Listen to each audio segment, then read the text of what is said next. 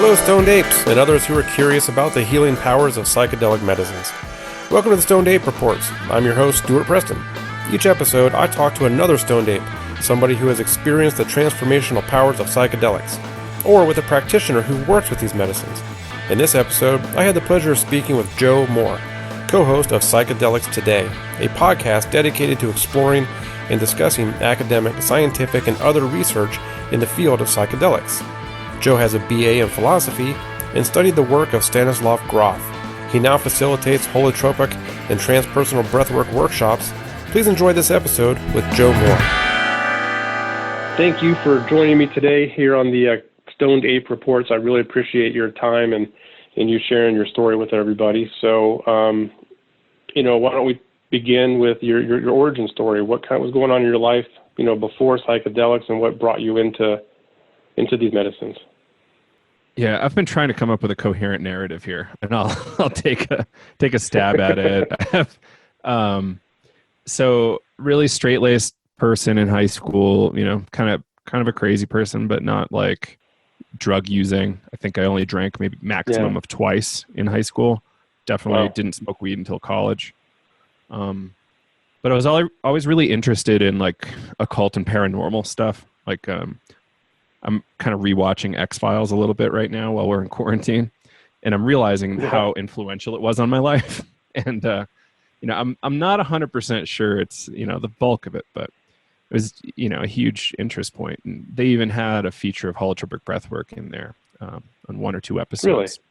Really? Yeah, it didn't look like holotropic breathwork. It looked like hypnosis, but they called it holotropic breathwork. Yeah. So, perhaps that was really the foundation. And then I had an assigned reading in my first ever philosophy course in college. And it talked about a lot of kind of paranormal, anomalous type things that were fairly well documented. And one of them was the LSD psychotherapy work of Dr. Stanislav Grof in Prague and in Maryland. And one of the stories looked a lot like something in Poltergeist or Exorcist. And I was like, wait, what? These people are actually saying this was real? Okay. This is the first time, I had looked into UFO stuff at length, and I never really found anything great. And I found like all these nonfiction books on psychedelic assisted psychotherapy. And I just started digging in my freshman year of school. So I thought it was amazing that there were these things that allowed for really extraordinary experiences that bended the paradigm of what we thought was real and what wasn't real. And to give you a time frame, this is right around the time that The Matrix came out and 9/11 happened. 9/11 happened like the same month I moved out of my parents' house for the first time. So there's a lot of paradigm bending stuff going on for me at that point. So it was just a really wild, scary, and interesting time. And so I took 2 years of reading all this Dr. Stan Grof literature about, how successful LSD could be at treating diseases, how great holotropic breathwork is for various things. Took 2 years of reading that, stalking forums online before I got the guts up to go to a holotropic breathwork workshop, which was really phenomenal for me. Drove from New Hampshire over to Vermont and I don't know that I told anybody I was going. So I was like, hey, don't worry about me. I might get abducted by a cult. I don't know who these people are, what's going on, but I'm staying at their house for a weekend. So they've become really good friends. And as far as I know, I don't think I'm in a cult. So that's good. Doesn't sound like it. So it was a, really interesting experience for me. I wouldn't say it was very extreme in terms of like an extreme psychedelic experience, but I got to see other people in the room having really extreme experiences right next to me from breath and music and group. And I was just kind of shocked. I was like, okay, breathing can do this. Now I know it can happen. Just why isn't it happening for me? So I kept going back, and it started to really work for me. Really interesting experiences, kind of subtle at first, but kind of highly physical as well, like a lot of pain coming up and really weird body sensations for a long time. And it became like by going there regularly and helping out and like meeting everybody, developing connections with people interested in this. I think that was the real healing for me. It was like the human connection and the regular practice of going in and saying, okay, I'm going to do something really serious right now. It's, that's just what it is. There's no real great way for me to personally prep because the whole container was so perfect for it. Just showing up, being me, right, communicating with people and being willing to dive deep into the holotropic breathwork experience. And so, at a certain point, I started getting a little bored with how my life was set up. I was doing software work.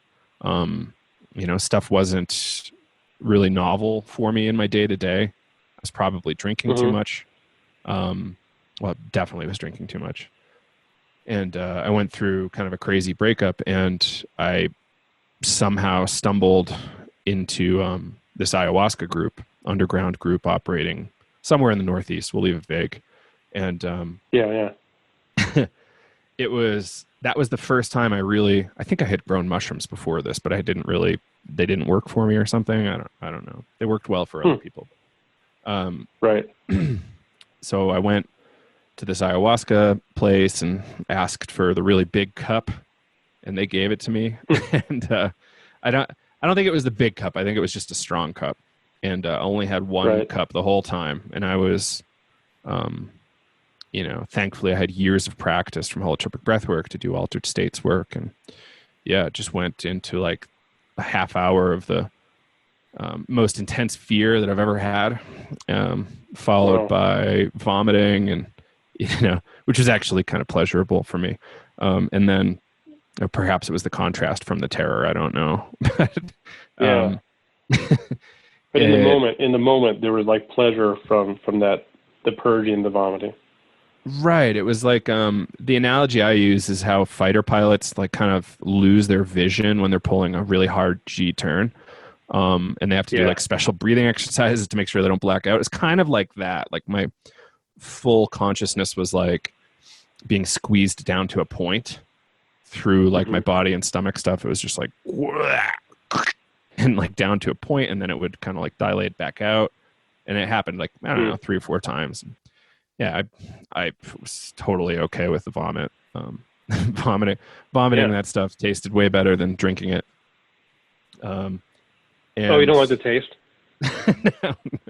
It was like a burnt. It was like a really, I don't know, like let's say like bunch of 7th graders trying to make a disgusting barbecue sauce. That's kind of like how I like to put it. Just a horrible flavor. But it worked great. And then it was just a torrent of emotion, memories, and messages, possibly past life experiences, but who the hell knows? Just beautiful. And near the end, like the whole world was diamonds, and I was just so happy, and I was floating on clouds for the next 9 months. The integration was a little weak. People drove home same day. It's like it's a little whack, but okay. So not everybody is doing this stuff in a super safe way. Probably my point there. But it was still extraordinary for me. I stayed over. Got to hang out with some people who had been around this stuff for decades, like the next day. And that was, that was kind of like my big initiation, and it was kind of a really pivotal point for me in my life.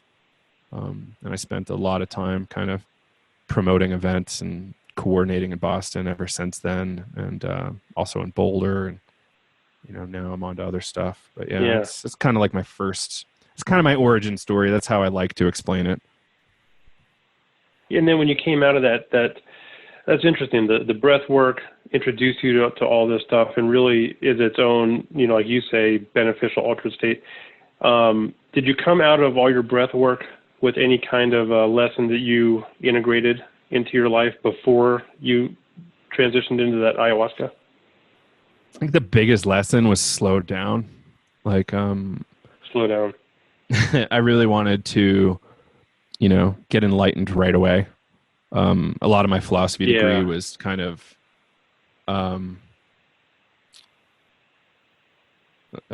spiritual in origin, kind of like, Thomas Aquinas kind of Catholic stuff mixed with like a lot of Hindu and Buddhist philosophy, like source texts from those, and like playing with all those ideas and how it relates to Plato and Pythagoras. And, you know, it was a pretty spiritual philosophy program. So a lot of this stuff was getting put on me. So your being was already well ready to slide into all this stuff. Right. So, you know, the main trajectory of the degree was they were trying to get me into a transcendental meditation program. And I was like, nah, I think that's a little too expensive for me. It's a little culty. I don't really want to do it. So I still had all the prep from there intellectually. And my breathwork teacher, Lenny Gibson, Dream Shadow, had a PhD in philosophy and clinical psychology. So he had this kind of bridged education that was really helpful for me. And, you know, he was also there to help kind of bounce off, you know, contradictory ideas from what I was getting pushed on me at school. And it was really helpful. Yeah. That's good. Yeah. And then when you went through this ayahuasca ceremony, because it's true, in a lot of these underground ceremonies, people jump in their cars and drive away. But you stayed for a night and you were able to talk to some experienced people and work on some stuff. And you mentioned that for 9 months, you know, after that, you had, you know, benefits or effects or changes going on. So what, if you don't mind me asking, what did you integrate and what were you able to bring out of that experience to kind of help you with your life? Right. Well, you know, the stereotype is that you get homework at the end. And my homework was to just build connections with my family again. You know, I was off being a, 20-year-old partying all the time, traveling, you know, just doing stuff that's not necessarily related to my family. And, you know, I don't know how many months I would have gone by without talking to my siblings or my parents. And it was probably a lot. And I was, able to start connecting with them, you know, more regularly with intention of like, okay, these are your family. Like, you have to be close to them and you have to, you know, just at least have some sort of ongoing relationship, whatever it is. And that really helped a lot. And, you know, somehow I slipped into meditating daily and doing Qigong daily, for many months after this. Qigong, it's kind of like slower, simpler Tai Chi. Okay. Yeah, it's pretty cool. It's a moving meditation and it's really nice. And I found it to be really helpful at the time, especially because I was meditating every day and doing that every day. So I think all that combined, probably also journaling, really just helped me root whatever was happening for me. You know, I think a lot of people in their early to mid 20s get a little messianic when psychedelics are in the mix. And I was definitely having that. Yeah. But I thankfully had this breathwork community that was like, well, you know, this is just kind of the process. This is just what happens. And, you know, I didn't feel bad about it. I was just like, okay, maybe again, I just need to slow down. And like one of the lines that was really valuable for me is hasten slowly. Like, yes, evolve and grow, but, you know, have a good foundation. Yeah. Don't just charge forward without having a decent foundation. Foundations are worth it. So the breathwork community, they almost sound to me like the wise people of all this. You know, and it's like do you feel like it's a really good tight community? Whereas in psychedelics, sometimes we have people like you said that maybe they get too messianic, or maybe they go overboard in the social partying part of it, or they get, you know, or they do it with great advice, like you're saying, and kind of hasten slowly. Do you think the holotropic breathwork community is kind of wise as a community? Because I don't really know much about it. I know I read your stuff and I hear your stuff, but is it like a pretty good community to get grounded and make these changes deliberately? I think so. Like, nowhere is perfect. But what the breathwork community has going for it is that it's rooted in psychedelic psychotherapy, in the work of Dr. Stan Grof, and it never had an outlaw period where it had to go underground. It's global in scope at this point, very big in Russia, Europe, I think in Brazil it's because it getting pretty basically it popular came too. out of the legal troubles of psychedelics, right? If Stanislav Grof was into all this, and then it all got made illegal, and then he's like, well, here's something we can do, and he created this whole thing from that. Is that right? Exactly. Yes. It was his life work. He essentially spent his whole professional career up until Prohibition working with LSD, and he got picked up by Esalen, which is a beautiful place on the California coast, Big Sur, as kind of a scholar in residence, and he started writing books about his work. And eventually they said, hey, if you want to keep living here, that's fine, but we got to pay your rent somehow, so maybe do some workshops. So watching experiential and experimental psychotherapy happen there, along with yoga and a number of other traditions from around the world at Esalen, he was able to say, like this actually looks like a natural, normal human healing process that I was doing in the LSD states. Like perhaps we can come up with some elements that are in these other workshops and use them to create this new method. So he and his wife, Christina, came up with it together at Esalen. And then it came through a few modifications, and now it exists as kind of like a sitter breather pair method where you spend a whole day or a weekend kind of doing these things, and it's a whole ball of wax to get into the process, but it's awesome. Interesting. Yeah, I know. I'd never really heard of it, and when you and Kyle were doing that session here in Arizona, I missed it, and I just watched all the people walking around just talking about it. What an amazing experience that you guys gave them just for that short workshop. Yeah, it was really that opened my eyes, to this. So I'm glad you guys are out there doing that. Well, I guess you can't really do it today, but soon enough. So when you look at all these experiences, have you given any thought, or what do you think about kind of your path in life, or the way you believe or think change as a result of these experiences? And if so, how is life different as a result of it?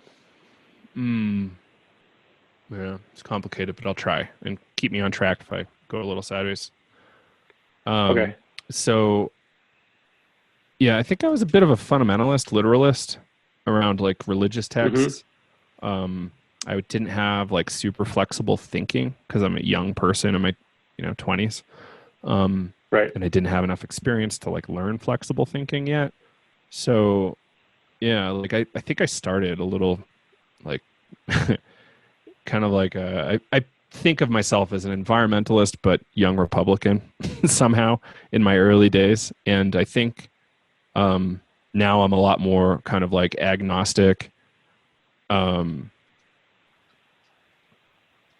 in terms of like my political philosophy, my religious philosophy. It's all really kind of fluid. Like I'm okay with other people having experiences. I'm like not going to tell them that they're necessarily wrong now, right, or right. Yeah. But I'll say, okay, yes, this is one of the experiences that humans can have.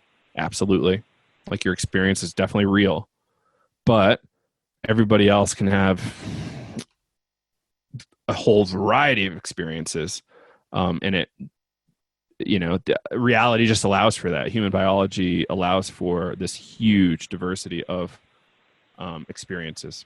So I think it's kind of like a relaxing and a permissiveness for weirdness, for other people's weirdness, and like just because you had this experience doesn't necessarily mean it's true for me, right? Like, sure, you talk to 12 angels over the course of 12 ayahuasca sessions.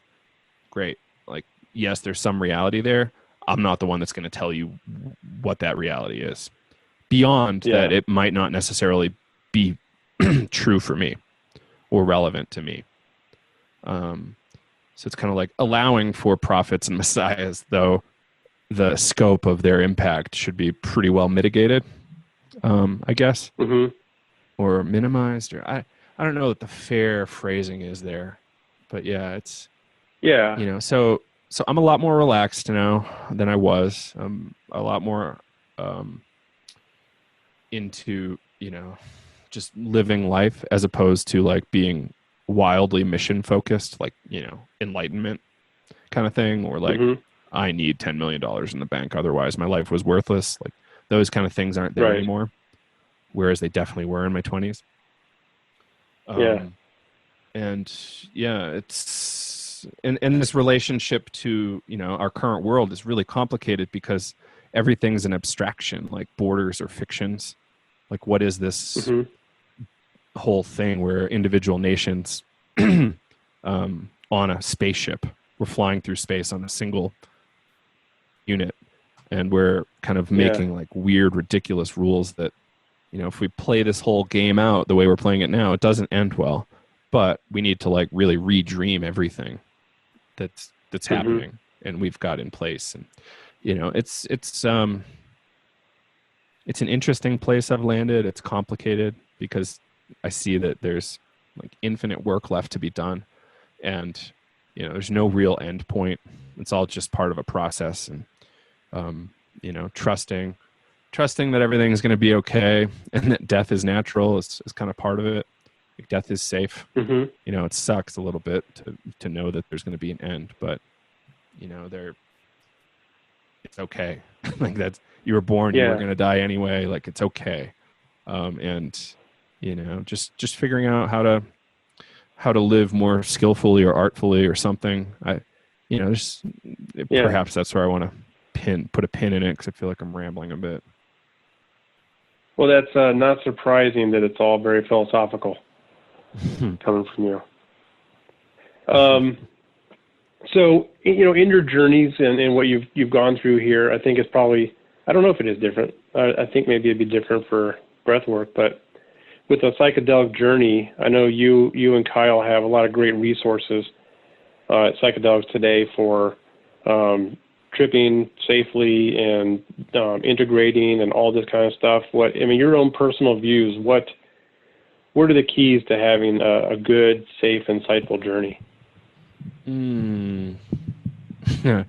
This is super complicated for me. Is it? So, I'll put a link to your books. I'll put a link to your books. Yeah. You don't have to give everything away, but if there's a way to take the super complicatedness and like a couple keys, you know, that kind of bubble at the top of your mind, like what would those be? Yeah. So it depends on context, right? If you're going to do like an at-home kind of in your bed thing, having somebody in the room or right outside the room that you can trust and call for help if you need it. Yeah. That's huge. You know, no dangly earrings or things that can hurt you. Like glass is probably not the best move. Probably use some plastic. I would say, you know, prepping, you know, just because you can break glass and get cut, and while you're tripping, it's not the best time to have a huge laceration. Right? Yeah, watch blood coming out of your from body. This last summer. Yeah, it's interesting when you're, you know, 4 to 8 hits deep in acid and you see one of your buddies bleeding really bad. It's it depends on how seriously you take bleeding. For some reason, that's funny. It depends on how seriously you take bleeding and the types of cuts. And you know, there was medical staff at this festival, so it was fine. But you know, I just like the classic move of eye shades. You know, a nice relaxing playlist that doesn't have English language words in it. You know, potentially designed by a professional or a semi-pro. Like if you're going to go in and listen to Goo Goo Dolls and Third Eye Blind in your trip, like that's probably not the right move. Depending on what you're trying for, you know, there's a lot of different angles there, but yeah, having a nice little speaker or some headphones on along with your eye shades and you know, a really nice, comfortable scenario. I also found that weighted blankets are really helpful. They're shown to reduce anxiety in humans. So by reducing anxiety, you'll have a less anxious trip. I used that in some of my one-on-one legal sessions in Jamaica last summer, and it seemed to work really well. It was a tip from an underground facilitator that's done a lot of work. And I think that's a huge improvement, is a weighted blanket. Yeah. Check that out sometime. Yeah. And having a plan. This is something Kyle came up with a while back, is a GPA, like get grounded, have a plan, and take action. So like have an integration plan in place for afterwards. Like perhaps it's a long walk in nature. Perhaps you're going to go swimming. or lift some weights. Like there's a lot of tips out there for integration.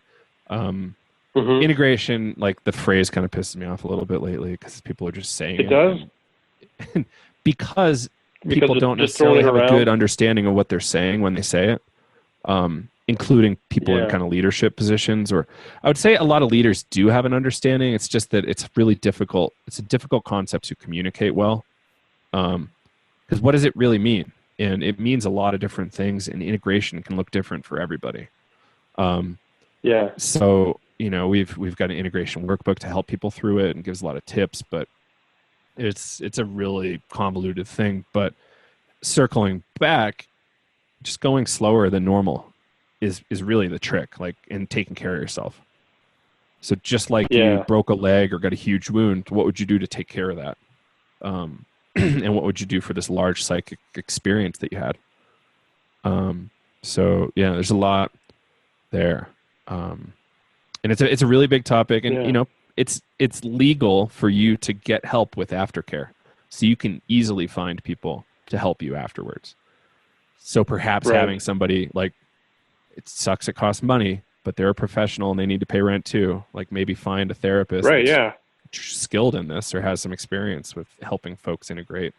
And then, you know, you get to talk to them the next day or the same night on the phone or Skype or even in person sometimes. And that's a real value. They should get paid for that. Yeah, totally. Like people, like money in psychedelics is a really complicated and convoluted topic. But you know, it's consider it energy exchange. Like, I remember the philosopher Ken Wilber talking 10 to 15 years ago about how interesting energy exchange will be in the future for kind of like healer people, and their clients, and what does that look like? Like what's fair, equitable? You know, do you want to get like the plumber with 2-star rating on Yelp or like the 5-star rating? You know, like if you want to save money, you can definitely get the 2-star, but maybe you're trying to maximize benefit and you save money enough for the 5-star. And having some sort of like my biggest risk or fear is that people would actually go outside and start putting themselves in physical danger, like cars, or like running into the police station to tell them, you know, about the reptiles that are, you know, going to take out town council that night, or running to the radio station to tell them the good news as well. Like that kind of stuff can be really harmful for people. And we're not really a point in culture where we have a good container for that. Like people can lose their jobs and much more. Right. And that's why you said in the beginning, it's important to have somebody there. Yeah. Just to make sure you're not running away and you have an agreement with them that you're not going to leave the room or the house. But to maximize benefit, it's eyes closed, not really talking in normal English words, and just kind of sticking with the experience. And there's oodles of underground guides out there, so you can find them if you try. And that's probably one of the better ways to really maximize the benefit is finding a pro. A pro guide. Right. Yeah. It's hard math to figure out if they are the one you want to work with or not, but it's definitely worth it. Yeah. Yeah, that is tough. It seems like it could almost introduce some nerves. So I wonder if there's any kind of prep work, you know, between the two to make sure that mindset is still in the right place. When I was working with my clients in Jamaica, we had 6 hours of Skype calls before we met in person in Jamaica, to work them through everything that's going on in their world and develop comfort and safety. So all right, that's good. I think, people should definitely dig in on like, do I like this person? Do I trust this person? Are they flexible enough in their language to accommodate my worldview and religious views and whatever else is going on there? So, you know, if they're a fundamentalist Christian facilitator, that's great, but perhaps that doesn't work for your San Francisco atheist. Right. Yeah. I mean, I'm not a San Francisco atheist, but I could see myself being concerned about having a religious person of any religion there, because I'd be worried they might guide me or ask me certain questions. It's like, are you seeing Jesus? Oh yeah, that must be what that is. How about with Reiki, right? Like if you just don't like people that do Reiki and you're tripping really hard and someone tries to do Reiki on you mid-session because they think it's the right move, and you see that as an assault, that could be, I've heard some horror stories, and it happens all the time in breath work where people try to intervene with Reiki, and it's like, well, come on. Really? What are you doing? Oh yeah, totally. Yeah, that's too bad. That's too bad. I know my mom is a Reiki master, and she always talks about, no, you can't do it without somebody's consent. Right. So I find it interesting that there are people that try that. That's not good. What did I hear yesterday? Chris Hadfield, the astronaut from NASA, said something like, "There's no problem so bad that you can't make it worse." I thought that was funny. It's like, well, what if we just do less? Slow down. Right. Put less pressure on yourself, and like it's probably okay. Like, hey, you're not necessarily going to fix your OCD this month. Maybe though, over the next 6 months, your symptom set's going to drop like crazy if you follow the rules. Whatever people are going at it for. Yeah, do it right. Yeah, and slow is okay. Do it right. Yeah, we want this magic fix, but the magic fix doesn't necessarily exist. Yeah, and I think a lot of people are in search for that. They want that magic pill to fix it. Yeah. So when you were going through all this and doing this, one thing you mentioned is you were getting closer to your family and reaching out to them. When you started talking to people about psychedelics and journeys, I mean, it seems like it was a while ago, so I feel like the stigma out there may still be strong. What kind of reaction did you get from them, or what was your experience in kind of starting to talk about this stuff? Because we all know you today is, the guy of psychedelics today. So obviously you're not out there shy to talk about this, but in the beginning, what was going on with sharing your experiences and talking to people in your life about this? Did you have any pushback? It was largely my pushback. So I was really a software professional for a long time, and I was really, trying to be the best I could at that position, giving all my life energy to it, and, not necessarily telling the truth about what I was up to over the weekend or, what I was interested in. I would just be like really shut mouth. I think some people there could kind of sense my weird, so they kind of knew, but a lot of people didn't. They're like, "Oh, real straight-laced kid." I'm like, "Yeah, really?" Sure. The more normal you look, the weirder you are, probably. That was true for me. So, it was a really kind of a stressful dichotomy of like holding up this profession and like getting really public about psychedelic use, thinking I could get fired at any moment. Thankfully, that's not a problem anymore, and I didn't lose my job on account of psychedelics. But it was definitely a big factor and really stressful on the day-to-day, going, okay, when are they going to find my website and fire me? Because I'm going in front of big banks and like pitching all these things, and like, okay, they can't really have the psychedelic guy do that. Especially you were way ahead of your time.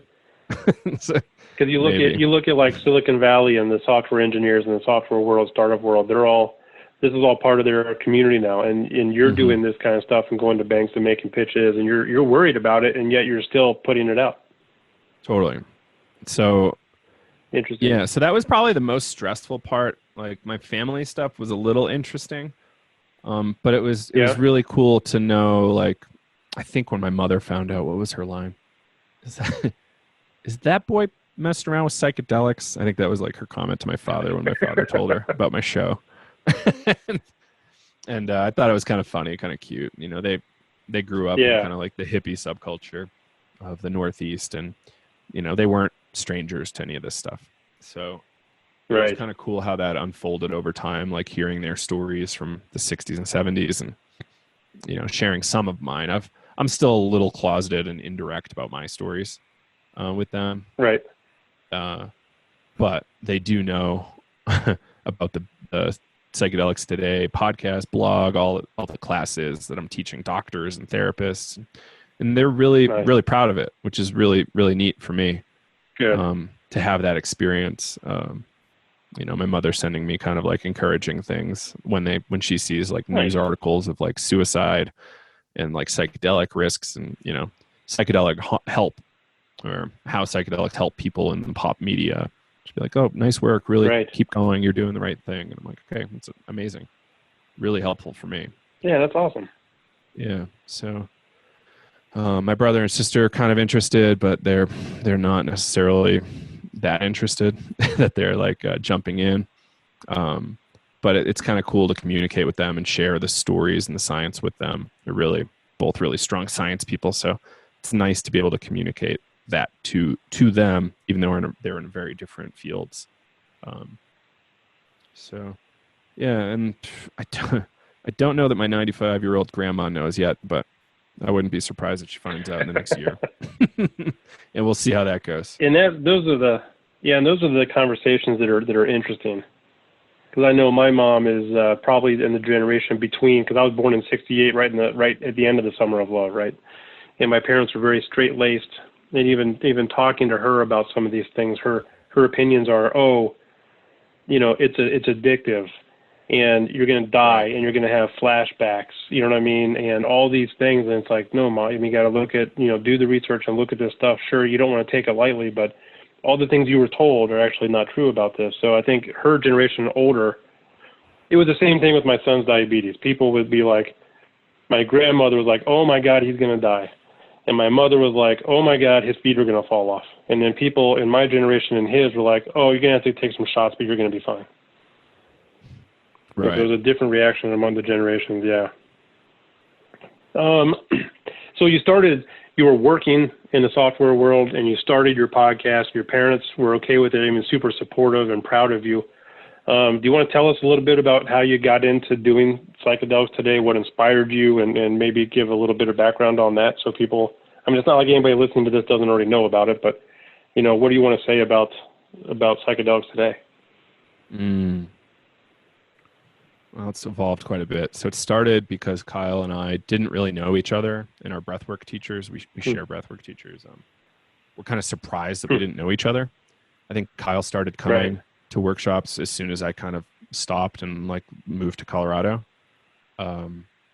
So, we had a lot of, mutual interests and background. So they were just like, hey, you guys should at least connect. Like the fact that you don't know each other is a little crazy. And we heard about each other for probably a good year before we started talking. And then we started talking online. It probably took another year before